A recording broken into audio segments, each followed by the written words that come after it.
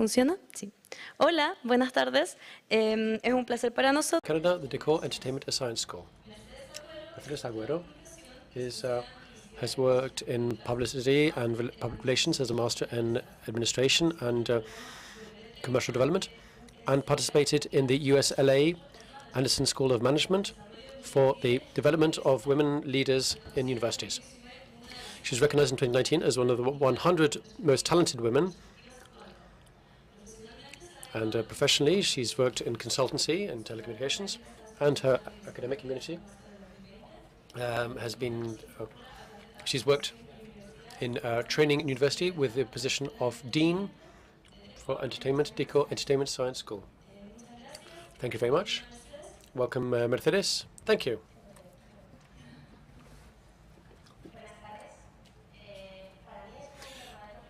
Good afternoon. It's a great privilege to be here this afternoon with all of you, for those of you who are here, and for those of you who are following us online. It's true that a lot of us are facing important times in our lives, and we have to make decisions. And one of the most important decisions you have to make, I'm sure you'll agree, is at about 17 or 18 years of age. That's when we have to decide what we're going to study. I really didn't know what I wanted to study, but intuition led me to study information sciences, computer sciences. Now, I had a lot of different options, but I decided to go into computing and marketing. Now, as I went through the degree, that was not, it was art that I was most interested in. Now, why did I like art so much? Well, because of the teacher, because of the passion that I got from this this teacher, because of his deep understanding of artistic expression, and because of how he explained things.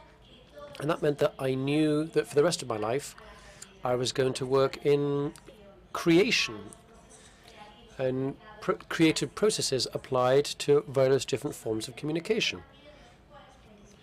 And now, 25 years later, the Planeta Group, the publishers, called me and gave me a fantastic challenge, which was to lead a specific content-based school, so an entertainment school, the core entertainment sciences school.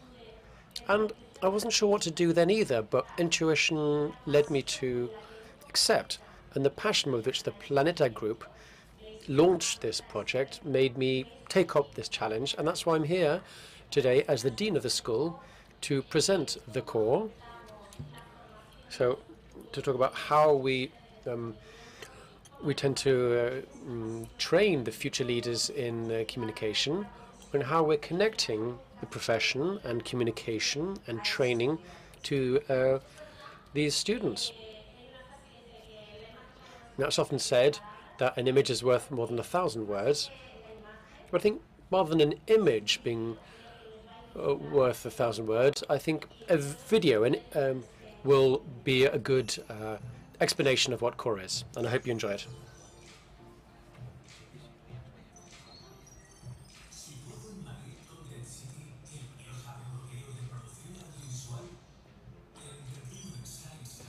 Ofrece por primera vez titulaciones creadas por y para la industria del contenido.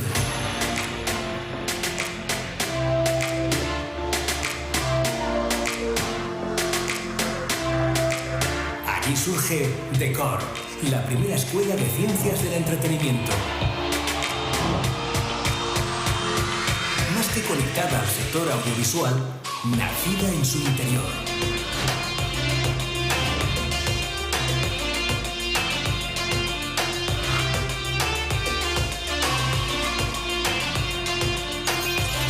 Un proyecto creador de riqueza, basado en necesidades reales.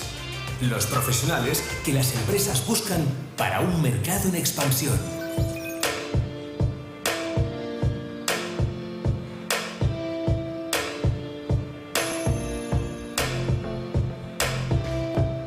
Un campus de referencia internacional para los profesionales del contenido audiovisual.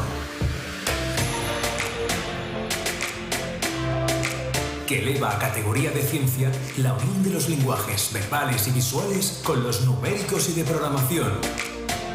Perfiles diversos trabajando en proyectos conjuntos como ocurre en la industria.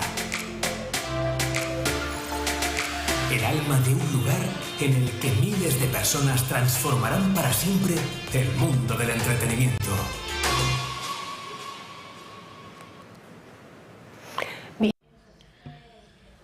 So that's the core.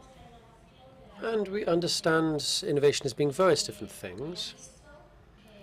As you've seen, innovation begins with the creation of a new type of science, so entertainment science.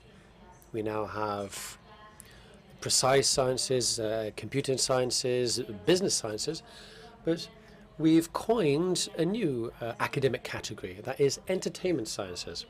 So why is that? Well, it's because it's not just about audiovisual knowledge, not just about the disciplines within the audiovisual area. We want to accompany it with all of those disciplines that support the industry in general. So data, programming, distribution, marketing. And so we're not adding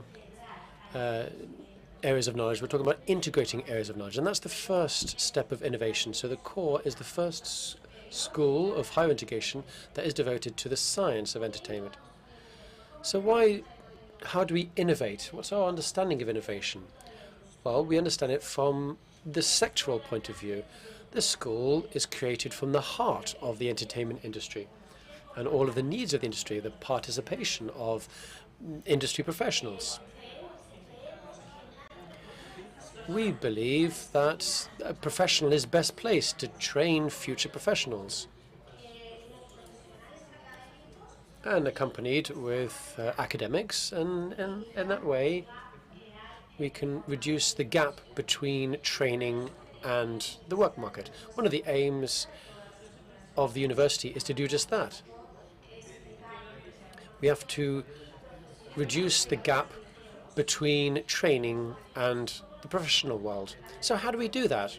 Well, we attract professionals to our classes to teach, to design the teaching programs, and we also make our practice the most fundamental tool of training. So we try to be inspiring. We're also rigorous, very practical, but we also want to be very flexible. And every person has to be at the center of their own learning process. So as teachers, we modulate the student so that they can acquire the skills that are most important for them in their future career. Now, in the core, we understand innovation as an alliance with benchmark strategic companies. Companies that aren't just competitive, but are also leaders within the industry at the time. So part of, we have our alliances with Baniyai, Sequoia, A3 Media, because we want to ensure that when we promise professionalism, that we're able to do so by forging alliances with those at the top. In the world of audiovisual entertainment, both nationally and internationally. So what do we offer in our course? Well, we've removed vertical and horizontal organizations, and we've established areas of knowledge according to undergraduate and graduate degrees in various different areas. So the student who studies video game programming feels very close to the one who studies script writing, or the one who studies analytics feels very much accompanied by the student of communications. And so we break down these barriers and we ensure that the students are working in both intra and transdisciplinary areas, because that's how teachers work. we work with teachers of different disciplines, and together we ensure that the academic project is a market leader. Our methodology is 100% practical. That's how it needs to be. It's very much experiential. And we used the two most pioneering techniques for teaching now, those based on projects and those based on objectives, because that is the best way of teaching. So we give the student a professional challenge, and that way they're much closer to what their job will be. And so this barrier between training and professionalism is reduced, and it's much better for the students. And it makes the student more effective when they enter the work market. This is a project for Planeta Formación Universidades. Planeta Formación Universidades is an international entity with training centers all around the world, especially in Latin America. And we want to offer something international so that all those who work in audiovisual and strategic sectors learn with us. I hope you enjoyed this presentation. Our doors are open. Please come and take a look. And certainly if you have any questions now, I'd be delighted to answer. Thank you very much for being here this afternoon.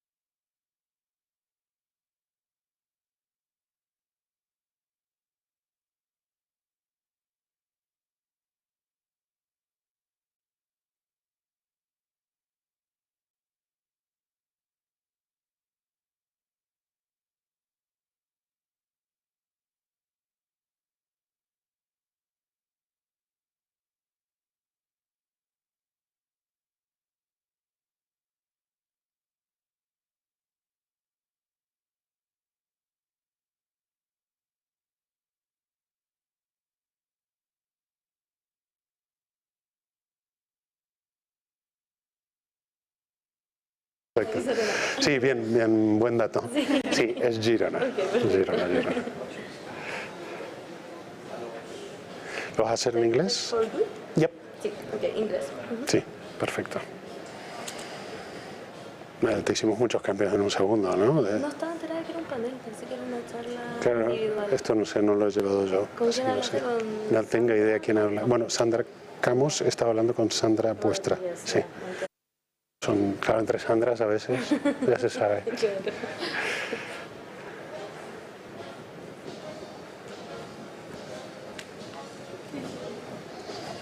Bueno, quedan 3 minutos y empezamos. Así empezamos en horario, ¿no? ¿O estoy equivocado? No, estoy bien. Ay, Dios.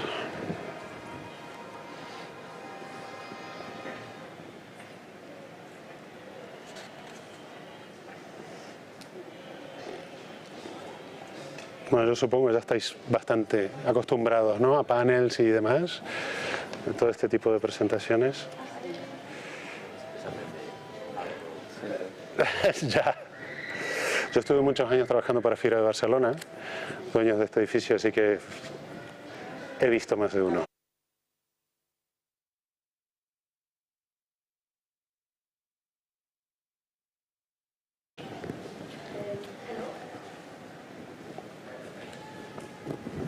Hello. It is our pleasure to welcome you to this head talk titled Tech4Good of Fundación Princesa de Girona, presented by Esteban Redolfi, Director of Strategy and Innovation from Fundación Princesa de Girona. Esteban, the floor is yours. Thank you very much.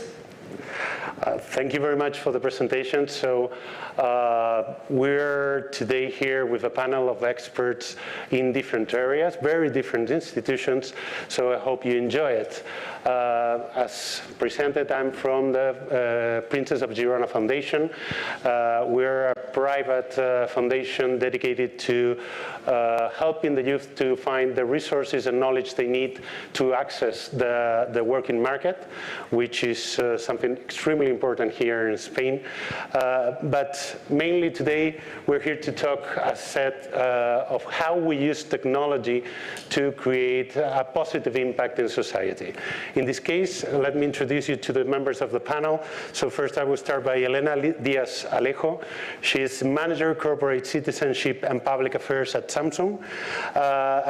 It's interesting, we have a conversation like a couple of days ago, and she's leading some of the projects in schools and universities that perhaps have more impact in Spain, trying to get together youth and technology, but not only together in the same room, but getting them to change their role towards technology, not just consumers, but producers of different contents, or being really interactive. Then we have Stefano De Liguoro from Zurich Insurance. He's Chief Digital Officer at Zurich, also, he has a particular profile. He's, I would say, and this is my conclusion, so if you're not, don't think it's like that, you can tell me. He's obsessed with two things from our conversation: innovation from one side, which is natural as digital officer, but also not leaving anyone behind. So it's both sides, the technology, evidently, and also the social focus. And he's behind very interesting initiatives fighting the digital gaps. Then we have also Daniel del Castillo, Sustainability Director at Navantia. This is a different profile of corporation. We have seen Samsung, Zurich. Navantia is a public corporation. We could define it like that. I think it's, it sounds like they are not really together, but it's an interesting combination, and they are committed to beat the climate change. So their focus is there, and mainly how they use technology as a necessary tool to reach 2030 goals. Also on the panel here, we have Lola Rubio. Lola, she is a school student, recently graduated, and alumni from our foundation, one of our programs, Generación Docentes. And she's a convinced, and believe me, very convinced, advocate of the urgency to change our attitude towards the future. And I quote her here, and we need to be active agents, protagonists of our future. So it's a very fresh vision on a very complicated system, which is education, and looking to master the tools of technology.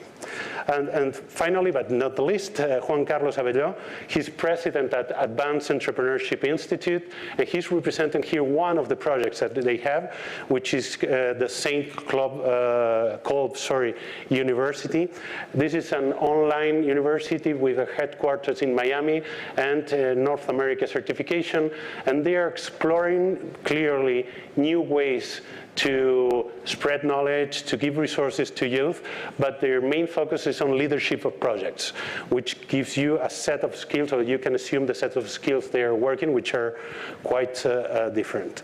So we have these non-educational, educational profiles here, public and private profiles also, and as said, the title here is very generic, it's Tech4Good, but specifically, I asked them to discuss today the importance and impact of public-private strategies in education. I think this is extremely relevant. It's not only about using the tech to have a positive impact, but let's think about a specific area, which is education. In a context where we have 33% of our university students here in Spain just quitting their studies in the middle. This is 3 every 10, that's a lot. They're just leaving the degree they are into, and 21% of the total students, they never come back. So this is 2 or 1 every 5 students in Spain in university, they have already accessed it and suddenly they quit and they never come back for a degree. That's an enormous number and one of the biggest in the OECD. So it's something that we need to take care of. Also, there's a constant talk about the lack of adequate digital skills among the youth. And this is something that I'm sure the participants of the panel know a lot, because you suffer it in your organizations, you suffer it in your daily basis, or you're trying to change it through the work that you do. And finally, we have a threatening statistics of youth unemployment.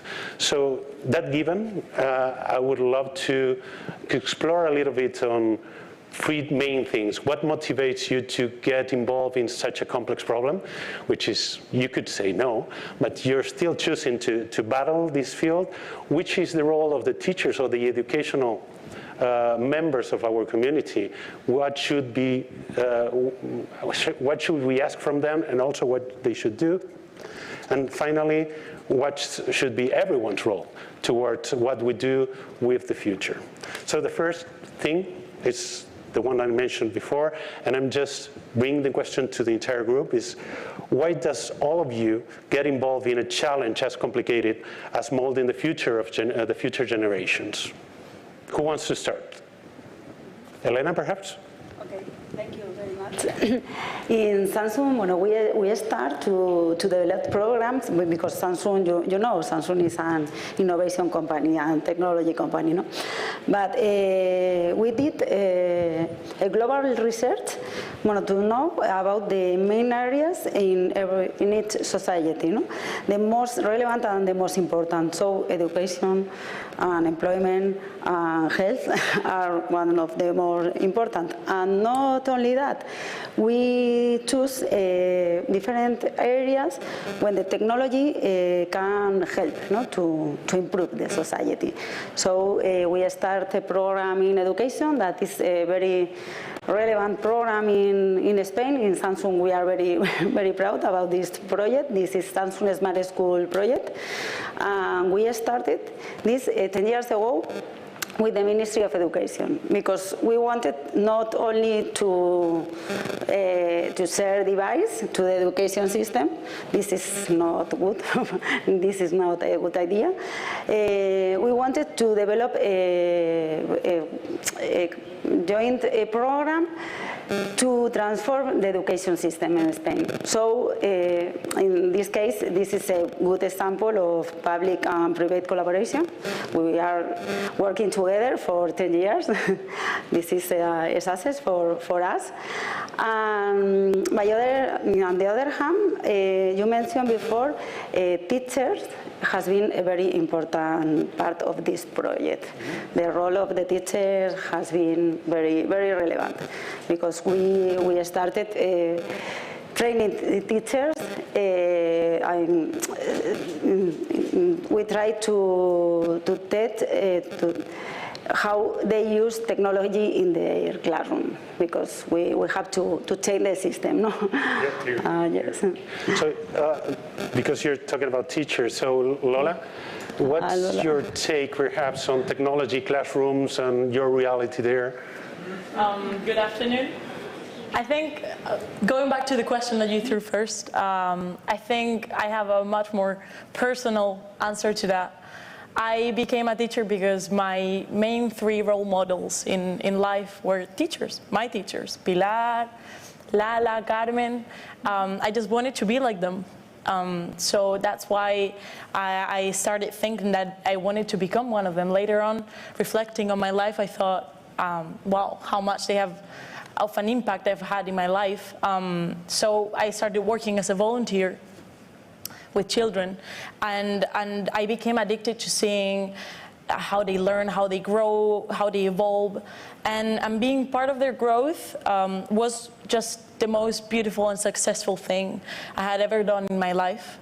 So now I'm a happy professional. I'm a teacher. It may not sound as big as a CEO or minister or maybe rector or professor in university, but for me it's something very big, and I think it has a huge impact in our society.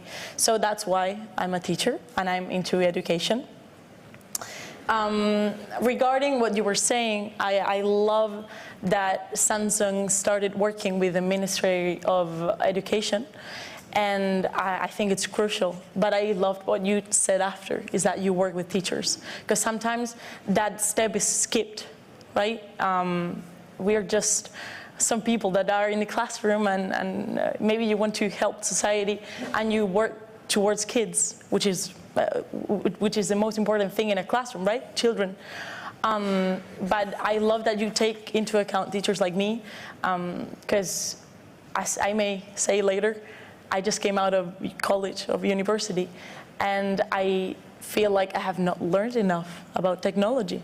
So we teachers need to make an effort to stay involved and keep learning every year, because technology changes so fast, and so does our society, and so does the Spanish curriculum. There goes my joke. So we need to stay updated every day, and I thank you for doing this for teachers, for children, and for our society as a whole. And did you study how to use technology in your classroom when you are teaching?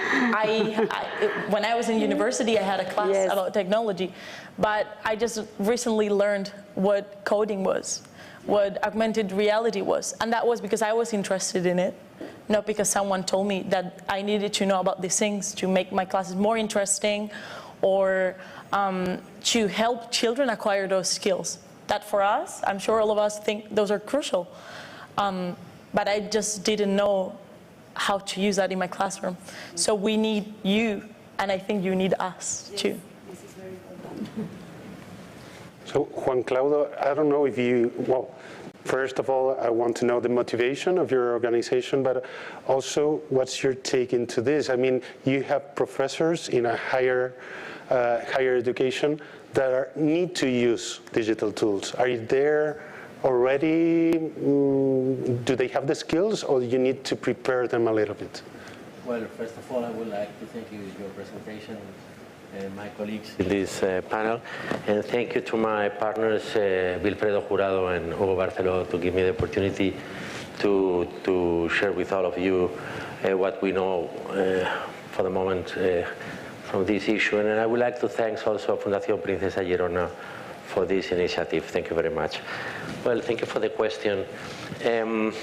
Well, it's. I think there is nothing new that we can say about this point. I think the best thing is to share ideas and getting through the point. Technology is here more than ever because the pandemic that it shows us how important it is for communication, first of all, and then maybe for education. And we believe that person is in the center of the universe in all kind of situations, but technology helps to make sometimes, if you know how to use it with the right values, in the point of the universe. So we have to be very close between teachers, professors, and companies like Samsung or like any kind of company, Zurich or Navantia, to try to make a better place to live, and this through technology and to education can be done. It's not impossible. Okay, so from what you're saying, and I completely agree with the three of you, of course, we need to give back to society. We need to help to become a more positive society. But I'm also interested in another point of view that Daniel was sharing before. He was saying, of course, Navantia works to build a more positive impact in the future based on sustainability, but also you're kind of forced to do that. And I liked, because it's not only something you want to do, but it's something that is your duty. Mm-hmm. Okay, first of all, thank you very much for inviting us, Fundación Princesa de Sofía, UNESCO. I'd like to stress out what you were saying, because since there are three main factors that are making us in order to foster our betting into sustainability. The ESG criteria that comes out from, first of all, demanding regulation from the European Union and for the international context. Secondly, for the social pressure, this is an ethic point of view that demands at this point of betting for sustainability. And third, which is very important, this is not only about believing or not in sustainability, this is competitiveness. We have also a point of competitiveness, since the corporations that are not into sustainability are not into the market nowadays. Okay, so you're forced by the business itself. Yes, it's another point that we have to be aware of. So, and Stefano, I don't know what's your take on this. What motivates Zurich into entering this fight towards trying to accelerate digital transformation and eliminate the digital gap? And also, what's your take on your obligation to do so? Well, first of all, again, thanks to allow us to be here, Zurich and the Zurich Foundation, that is really active in this space. Let me say that I would like to build on top of what I heard until now from all the other panelists. Now, at the end, the preliminary topic is that we would like a social equity. So this is really one of the most important topics, and how we can support this, how we can support teachers, schools, university, is precisely, well, Laura said before, that we have the knowledge of the technology, but not itself, but how to use it, which are the use cases that these students at the end will have to challenge in the close future. So they have to start thinking about that. They have to start understanding how the technology will put in place in the business, how we are forced to innovate, how we're forced to introduce technology in our day-to-day business, and they have to start studying this at the beginning. So the teachers they cannot identify that by themselves in all the industries, for example. So in insurance is something that is quite not used to think about it. The retail or banks or other industry probably is much more immediate, but in other industry not. So it's our obligation, in my opinion, to teach the teachers, to support them, and to teach the student in this, let me say, new use of technology. But on the other hand, also, we have an obligation to prepare them to challenge, to this challenge, you know. So also it does no cognitive, let me say, habits or skills, like for example motivation, or helping them in, let me say, in communication, or in other, let me say, in all the other topics that are critical for their development, you know. Okay, yeah, duly noted. So we were talking also about and you're mentioning it, but you haven't yet explained precise projects that you have been there. You were saying, Elena, you have been developing one of the programs for 10 years. Navanti, I know that you have a track record. Also, we spoke with Stefano, and I'm sure the Institute of Advanced Entrepreneurship. So could you share some one success case, some numbers, some KPIs that you could share, and how you measured them, and which were, what do you think, the key factors for the success of those projects? Well, first of all, we are into nowadays we are into the decarbonization plan. We are developing in Navantia until 2040. That means that we're going to be neutral carbon at 2040. That means that we have to get involved for the branches from Navantia, not only the business units, but also the internal units from legal advisory, and also from the commercial, all the branches that we have into Navantia. So that means that it's a commitment from all the team, not only from sustainability branch, from sustainability business unit. And that means that we have to be very demanding the timeline to commit with. And we have to be very precisely in the way we track all these issues. And the first milestone we have launched is the approval of the decarbonization plan that will take within a few dates from now on. Okay. Elena? In Samsung, we are very proud about this project, the Samsung Smart School project, because it's a best practice, no? How to use technology and how to develop a program, public and private. No? In this program, we have trained about 5,000 students, 700 teachers. We have implemented this program around all Spain, because this program is an agreement that we did with the Ministry of Education and Vocational Training, but also all the regional governments add to this project. So we have implemented in around all Spain. This is very important and very difficult task. For sure. Yes. We created around more than 100 smart classrooms. And the other program that we are very proud is Younger. It's another program to train women. Because so far we didn't talk about the gender gap that there are between women in the ICT fields. So we are training women.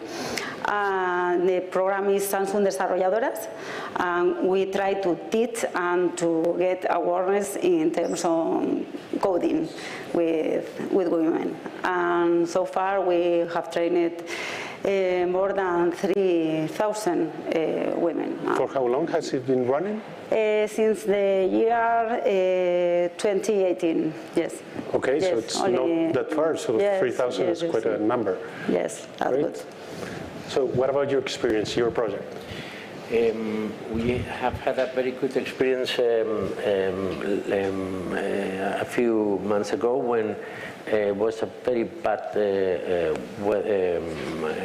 weather in South America, and one of our students with problems to connect through internet with the online university, San Carlos University, could finish his certificate thanks to the support of the academic team from San Colbe, Monica Coronel and Sharon Jumper. They took free time to help this student to finish his certificate, even the connection problems. Okay. And Stefano? Well, let me say that we have around the globe different initiatives through the foundation, but here in Spain we have two examples that, let me say, try to support the students from the youngest period, so let me say 15 years old up to the 30. So the first one is called Zurich Shake.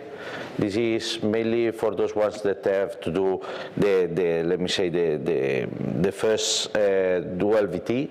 Okay, so the VT, the primary VT, and this has been done already for 3,000 students. That is quite amazing so far. We have the intention to extend this to 80,000 in the next 3 years. And really, we would like to support them, as I say before, in all these non-cognitive aspects. So supporting the teacher in teach the students more in, for example, topics like crisis or a bit of how to say this, motivation, communication, and understanding a bit the challenges that they could face when they enter into the job period. No? So that is the first one, and then we have the dual one. The dual VT, and then this one is much more focused on insurance and the digital application in insurance. So in that case, these are a seminar of 30 hours, 3 hours, more or less, pure dedication to the digital part in the insurance space. And they finalize with a program where they create an InsurTech, for example, thinking of how to build it with all the aspects, not just the idea, but also how to make the go-to-market, for example, or how they really structure the technology and why they should launch this program and which is the customer experience and all this stuff. So we think really that this helped them, not just, and how we measure, you ask how we measure this, it's not just the motivation. We see that we increase their expectation to study more, to go in the university, for example. 26% has been growing in the last 2 years. That is quite an amazing result in our view. And on the other hand, we see that they recommend this. They would like really to, if they could, they repeat this by themselves. 100% of them, and also the teacher have a great, for them is a great experience because this, for example, this dual VT is performed by the teacher. So we, from the Junior Achiever, we support the teachers and we train the teacher to prepare the students. So it's let me say, like an ecosystem concept that we do with the voluntaries that are normally part of the company or experts in the different topics, the teachers, and then the students. Okay, so it's a very complete answer. Thank you. I must share that I am a Junior Achievement alumni, I would say. I did it in the early 90s, so I would say technology was a little bit different. We had pen and paper, basically, and a lot of creativity, but it's an incredibly interesting program, greatly developed in Latin America, in fact. But I was hearing your numbers. Now we were talking about some of the top programs of public and private collaboration here with great results that are clearly a success, and we're talking about 3,000, 6,000, and suddenly you were saying earlier, we want to take it to 80,000. That seems like a huge leap, knowing that we have been for some years until there's 3,000 or 5,000. So first of all, how do you plan to do this quick jump? And this question goes for everyone. How are you planning to scale your efforts to make it more impactful, all your programs? And for the non-educational members of this, I would say, of the panel, and for the educational members, how could you contribute to these programs and make them bigger? So if you want to start, as you were mentioning, the 80,000? Yeah, this is not a claim, so it's the reality, okay? Yeah. We would like to do that from 2023-25. So this is just based on technology. So we are developing an application where just what I have already explained now, that is mainly physical, could be done on a virtual way. So allowing this application in two different ways. One for training the teachers and making the appointment, for example, from the teacher or the let me say the voluntaries to fit with the students much more simply than a physical meeting. Then having recording videos or other, let me say, streaming line into other public at the end, increasing the spectrum of it, no? But not just because of much more physical audience, but try to leverage the technology and the digital space to increase the spam of this knowledge. That sounds logical. The only thing I would say is there's a huge competition in the digital universe regarding training and content and everything. So it's perhaps the big challenge is not that much the platform, which I'm sure it's perfect, but getting everyone to be aware of this platform, no? Yeah, and this is what we have to work together precisely with the schools, with the teacher, make them the life easier. So at the end, digitization is not a different topic, but it's make efficiency and therefore making the life of the students and also the teacher easier. And therefore, for the reason, use this app, otherwise it will be another one in the market that anybody use. I totally agree with you. Okay, Elena, what about your programs? About the scale, the program, bueno, for us it's difficult to scale faster because this program is a program in public schools and this is for free, so it's not scalable. Yeah. But we try to get knowledge about this, how could implement the technology in education, and every year we made research how technology is helping students and teachers and how it's improving the skills and competence of students. So this research are public, and we did a publication that we have in our web, and we distribute to all the teachers. So because we think that is a good idea to share this information, and this information can help to other schools and teachers. Lola, any ideas?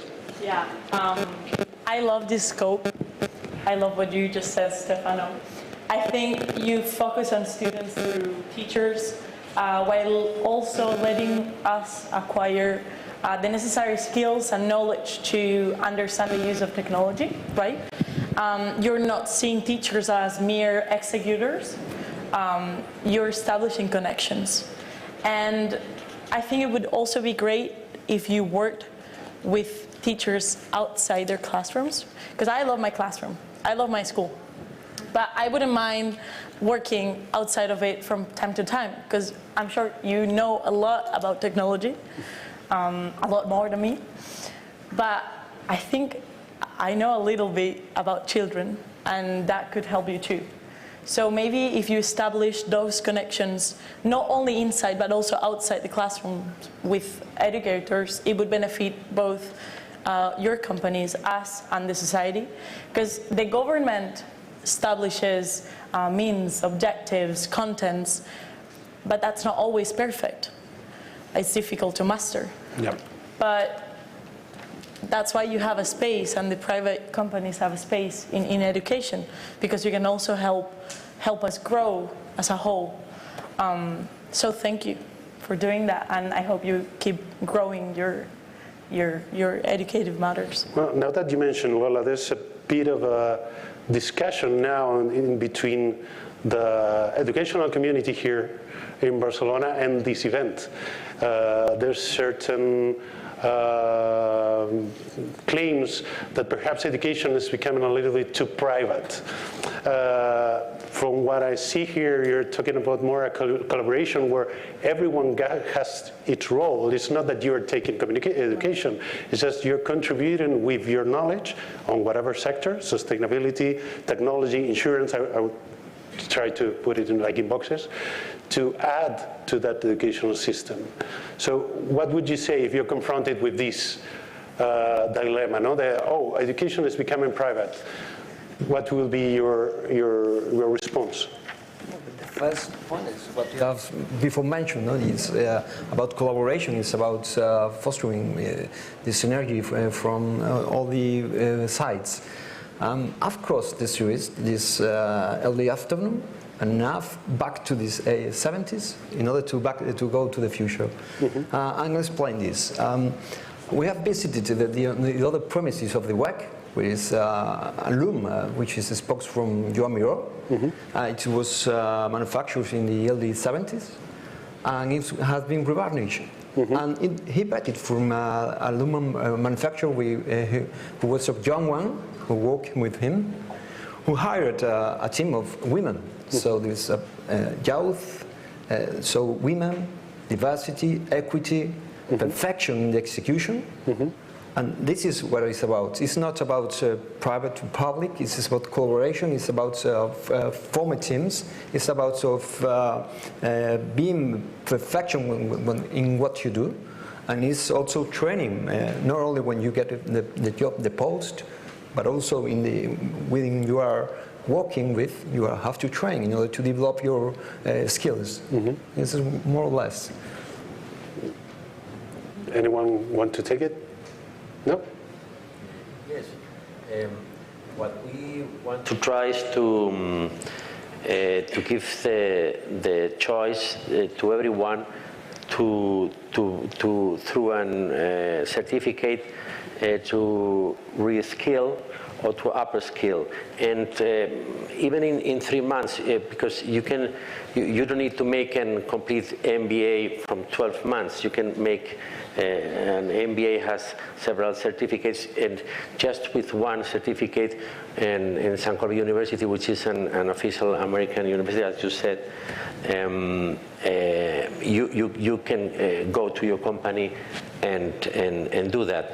And our purpose is to spread through the world. It's a bit ambitious, but the possibility to have an American postgraduate title that gives to many people it's aspirational, and gives the possibility, the choice to get a better job, or in different areas of knowledge in different companies, different sectors of the economy.